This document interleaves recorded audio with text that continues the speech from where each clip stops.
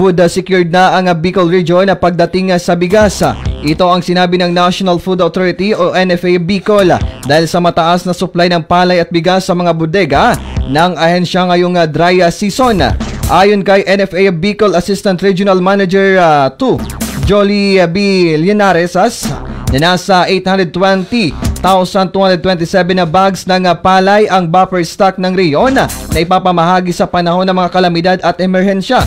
Handa rin ang NFA Bicol sakaling ipag-utos ni Pangulong Ferdinand Marcos Jr. ang pagbebenta ng tiga 20 pesos na bigas sa Kabikulan. Samantala, hinihikayat naman ng NFA Bicol ang mga magsaka na ibenta sa kanila ang palay dahil sa mataas na presyong inaalok. Nasa 24 pesos kada kilo sa dried palay at nasa 18 pesos sa kilo naman sa bagong ani. Ngunit paalala ng ahensya na makipag-ugnayan muna sa pinakamalapit na bodega bago magbenta upang maiwasan ang pagkaantala nito.